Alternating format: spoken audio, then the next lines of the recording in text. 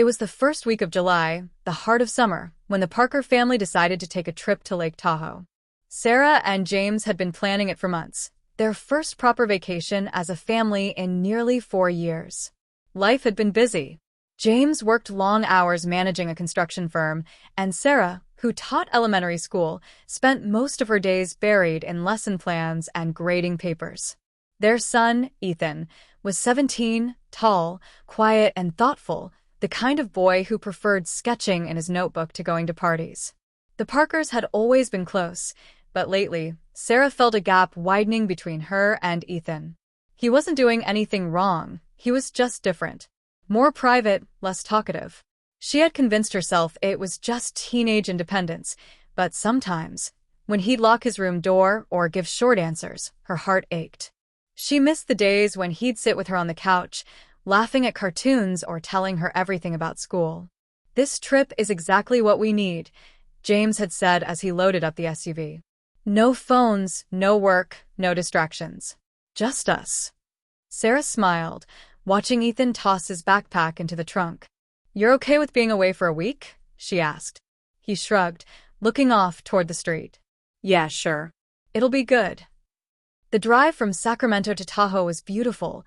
Long stretches of pine forests, winding mountain roads, and the bright California sun filtering through the trees. Sarah played old family road trip songs, and for the first time in a while, Ethan laughed.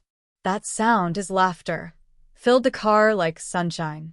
She caught James glancing in the rearview mirror, smiling softly.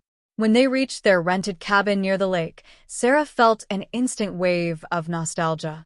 It reminded her of her childhood, wooden walls, creaky floors, and the scent of pine lingering in the air.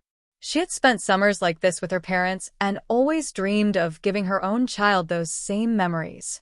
The first few days went perfectly. They went hiking through forest trails, cooked dinners together, and watched movies late into the night. Sarah noticed Ethan sketching in his notebook by the fireplace every evening. She'd peek, but he'd close it quickly, smiling awkwardly. "It's not done yet," he'd say. One evening, while Sarah was sitting by the deck watching the lake shimmer under the moonlight, Ethan joined her. "Mom," he said quietly, sitting beside her. "Can I ask you something?"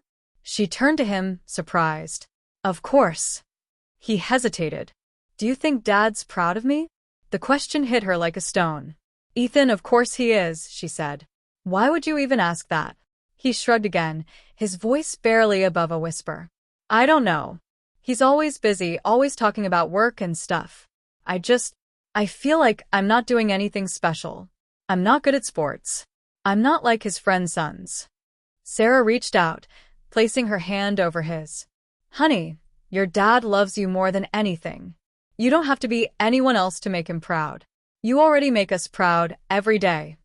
He smiled faintly, but there was something in his eyes, something deeper, like he was holding back more. Before she could ask, he stood up. "Thanks, Mom. I just wanted to know." The next day, Ethan woke up early. By the time Sarah and James came downstairs, he'd already gone out. "Probably walking by the lake," James said, pouring coffee. "He's been doing a lot of that lately." Hours passed, and Sarah started to worry. Just as she was about to go look for him, Ethan returned, his shoes muddy but his expression bright. "Sorry, Mom," he said. "I had to get something ready."